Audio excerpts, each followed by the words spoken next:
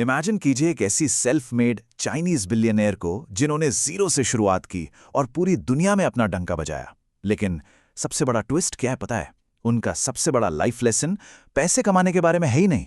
उनका कहना है कि बस दौलत और स्टेटस के पीछे अंधाधुन भागना ना इंसान को अंदर से पूरी तरह खोखला कर देता है। आज के इस एक्सप्लेनर में हम डायन वैंग की कहानी में डीप डाइव करेंगे। इन्होंने अपनी जिंदगी से एक ऐसी रियलिटी खोजी है जो हम सबको, जो कंटिन्यूअसली सक्सेस के पीछे भाग रहे हैं, एक बार जरूर सुननी चाहिए। No matter how successful you are, you may still feel something like a hole in your heart. ये शब्द उस इंसान के हैं जिसने वो सब कुछ अचीव कर लिया है जिसे हमारी सोसाइटी अल्टीमेट स्टेटस मानती है। डायन वैंग बताती हैं कि एक पॉइंट पर उन्हें रियलाइज हुआ कि ये टाइटल्स और अचीवमेंट्स का खेलना एक एंडलेस गेम है। ये कभी खत्म नहीं होता। आप कितने भी सक्सेसफुल क्यों ना हो जाएं, अगर आप सिर्फ बाहरी दिखावे के पीछे भाग रहे हैं तो दिल में एक अजीब सा खालीपन हमेशा रहेगा। ये बेचैनी कभी नहीं जाती। और सच तो ये है कि सिर्फ स्टेटस से आपको लंबे समय तक टिकने वाली सैटिस्फैक्शन मिल ही नहीं सकती। तो यहाँ सबसे अहम बात ये समझना है कि मटेरियल सक्सेस और इनर हैप्पीनेस के बीच आखिर मूल फर्क क्या है। डायन इस डिफरेंस को बहुत ही खूबसूरती से समझाती हैं। हम अक्सर सोचते हैं ना कि जब मेरे पास ढेर सारा पैसा होगा तब मैं जेन्युइनली खुश होऊंगा, लेकिन रियलिटी थोड़ी अलग है। सक्सेस और खुशी दोनों बिल्कुल अलग कॉन्सेप्ट्स हैं। कोई मटीरियलिस्टिकली बहुत सक्सेसफुल हो सकता है, पर हो सकता है वो अंदर से डीपली अनहैप्पी हो। और इसके एग्जैक्टली ऑपोजिट, बिना किसी ह्यूज वेल्थ के भी कोई अंदर से पूरी तरह सेटिस्फाइड और खुश हो सकता है। ये पर्सपेक्टिव सच में हमारे बेसिक लाइफ गोल्स को पूरी तरह चैलेंज करता है। इस बेसिक प्रॉब्लम को डायन आज की हसल कल्चर से जोड़ती हैं।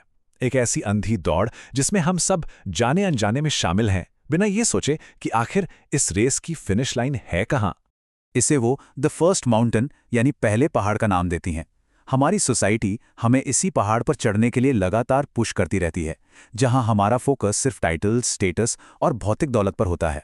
हम बाहरी दुनिया को इम्प्रेस करने में इतने बिजी हो जाते हैं कि इनर पीस या आंतरिक ठहराव के लिए हमारे पास टाइम ही नहीं बचता। लेकिन जैसा कि हमने अभी समझा, इस पहाड़ की चोटी पर पहुंचने के बाद भी वो खोखलापन फील हो सकता है, स्पेशली अगर हमने अपनी आंतरिक शांति को पूरी तरह इग्नोर कर दिया हो। आखिर इस एक्सट्रीम सफलता के पीछे छिपा क्या होता है? इसे हम आइसबर्ग और परफेक्शनिज्म के कॉन्सेप्ट से समझ सकते हैं। जो चमत्कारी सफलता हमें सरफेस पर दिखती है ना, उसके ठीक नीचे एक बहुत ही थका देने वाला छिपा हुआ बिलीफ होता है, आई एम नॉट इनफ, या मैं काफ़ी नहीं हूं। डायन ने खुद इस परफेक्शनिज्म का हेवी बोझ सालों तक उठाया था। उन्हें हमेशा लगता था कि उन्हें खुद को और ज़्यादा पुश करना चाहिए, लेकिन फाइनली अपने 50s में आकर उन्होंने इस लिमिटेशन को पहचाना और हमेशा के लिए ड्रॉप कर दिया। और उसके बाद पता क्या हुआ? उन्हें एक ऐसी आज़ादी मिली जो उन्होंने पहले कभी लाइफ में एक्सपीरियंस नहीं की थी। अब सवाल ये उठता है कि एक इतनी बड़ी सोच और इतनी गहरी समझ आखिर आती कहां से है? चलिए इनकी इस बेजोड़ जिंदा दिली यानी लिमिटलेस रेजिलियंस की जड़ों को थोड़ा और करीब से समझते हैं। उनकी लाइफ का ये हिस्सा हमें रूरल चाइना के उन दिनों में ले जाता है जहां उनकी बेसिक माइंडसेट की नींव रखी गई थी। उनकी अर्ली लाइफ में जाने से पहले एक बार उनकी सॉलिड बिजनेस क्रेडिबिलिटी पर नजर डालना बनता है, क्योंकि उनका करियर ना सच में बेहद शानदार रहा है। 1990s में माइक्रोसॉफ्ट और सिस्को में एज अ सीनियर मैनेजर काम करने के बाद 1999 में उन्होंने joyo.com को फाउंड की, जिसे 2004 में सीधे अमेज़न ने एक्वायर कर लिया। फिर 2004 में ही उन्होंने DHgate की स्थापना की। ये इंटरनेट के एक आधुनिक सिल्क रोड की तरह है जो लाखों चाइनीज मैन्युफैक्चरर्स को ग्लोबली करोड़ों कंज्यूमर से डायरेक्ट जोड़ता है। ये एक ऐसी सफलता है जिसे अचीव करना लिटरली हर एंटरप्रेन्योर का सपना होता है। अब जरा इस नंबर पर गौर कीजिए, 1 घंटा। जब डायन बहुत छोटी थीं, तब वो रोजाना 1 घंटा पैदल चलकर अकेले प्राइमरी स्कूल जाती थीं। उनके पेरेंट्स काम में इतने व्यस्त रहते थे कि उनका बचपन काफी अकेलेपन में बीता, और रास्ते में उन्हें कई बार बुलीज और स्ट्रे डॉग्स का सामना भी करना पड़ता था। लेकिन पता है क्या, इस अकेलेपन और इन रोजाना के स्ट्रगल्स ने उन्हें अंदर से बेहद निडर, इंडिपेंडेंट और रिजिलिएंट बना दिया। उन्होंने बिल्कुल बचपन से ही अपने डिसीजंस खुद लेना सीख लिया था। और इन्हीं बचपन की यादों में एक सबसे बड़ा असर था उनके आसपास का एनवायरनमेंट।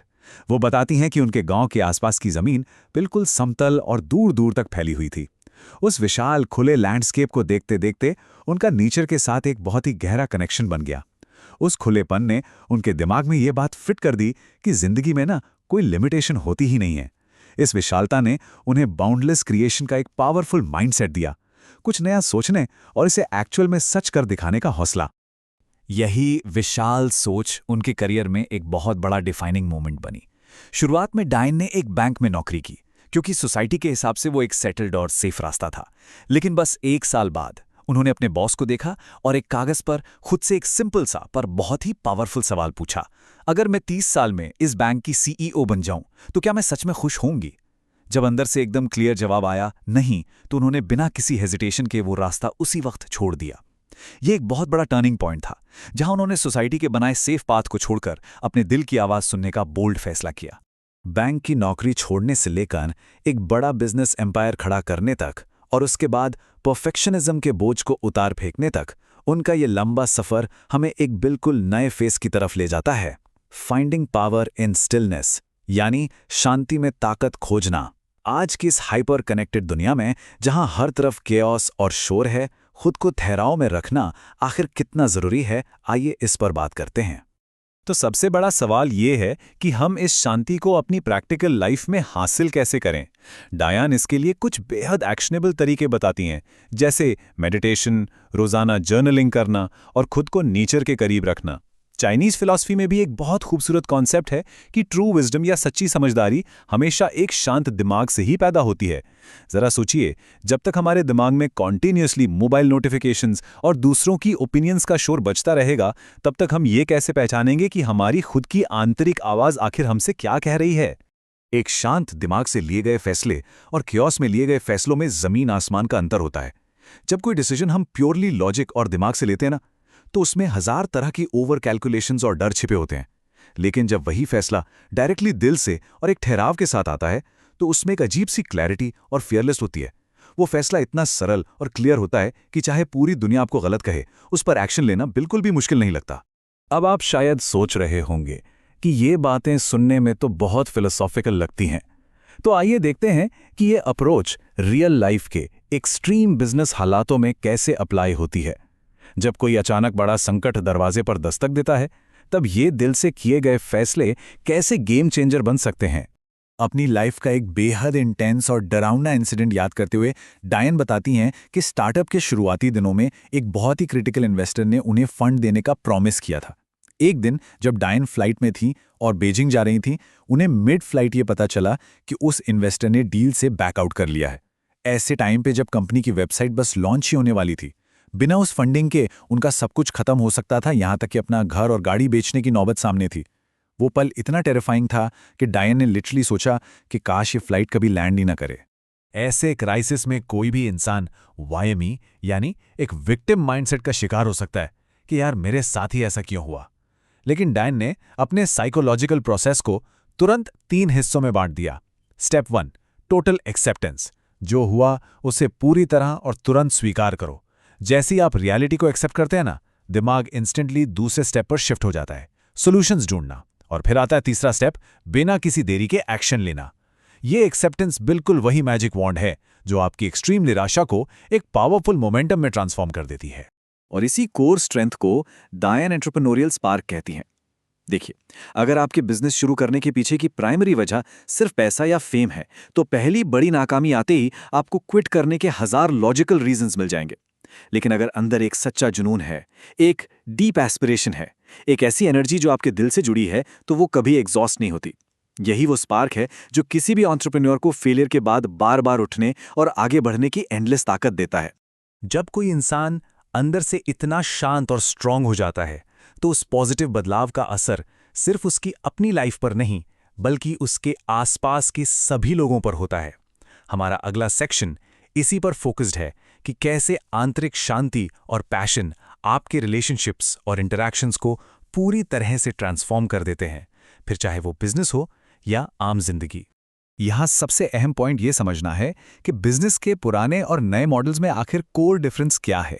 पुराना सिस्टम कंप्लीटली डर, कट थ्रोट कॉम्पिटिशन और विनर टेक्स ऑल की मानसिकता पर चलता था, जैसे किसी एक के जीतने के लिए दूसरे का हारना जरूरी ही हो। पर डायन का नया विजन इससे बिल्कुल अलग और थोड़ा रैडिकल है।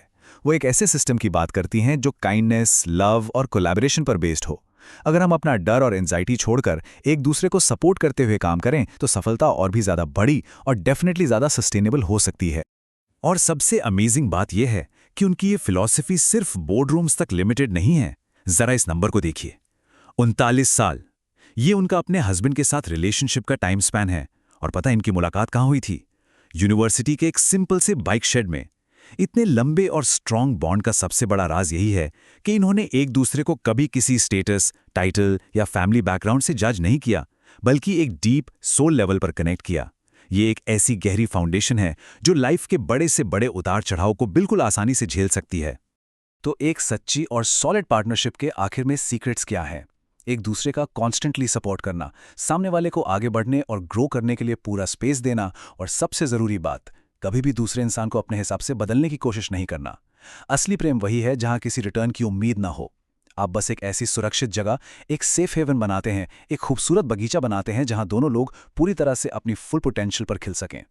डायन अपनी डेली जर्नलिंग की आदत से जुड़ी एक बहुत ही प्रोफाउंड बात शेयर करती हैं, जो उन्हें हर रोज़ एग्जैक्टली ग्राउंडेड रखती है। उनका मानना है कि हमें अपने एक ड्रीम गार्डन बनाना चाहिए, जहां डीप इनर पीस और आउटर सक्सेस का एक परफेक्ट ब्लेंड हो। अपना पैशन खोजने के लिए लगातार अपने दिल से बात करना और खुद से बेसिक फंडामेंटल क्वेश्चंस पूछना कि मैं असल में कौन हूं, ये लाइफ की सबसे ज़रूरी प्रोसेस है। यही वो चीज़ है जो किसी भी केओस के बीच आपको फोकस लूज नहीं करने देती। तो इस पूरे एक्सप्लेनर के कंक्लूजन में हमारे सामने एक बेहद गहरा और थोड़ा सा चुभने वाला सवाल खड़ा होता है। क्या हमने कभी एक्चुअली रुक कर खुद से ये पूछा है, हम इस वक्त किस पहाड़ पर चढ़ रहे हैं? क्या वो पहाड़ सिर्फ स्टेटस और दूसरों की वैलिडेशन के लिए है, या फिर ये एक ऐसा पाथ है जो सीधा हमारी अपनी इनर पीस और सच्ची खुशी की तरफ जाता है? आज की इस चर्चा ने सफलता के बिल्कुल नए डायमेंशंस हमारे सामने रखे हैं। मैं चाहूंगा कि आप सब इस एक सवाल पर पूरी गहराई से विचार करें, क्योंकि हो सकता है यही वो सवाल हो जो आपकी मेहनत और पूरी लाइफ की डायरेक्शन को हमेशा के लिए बदल दे।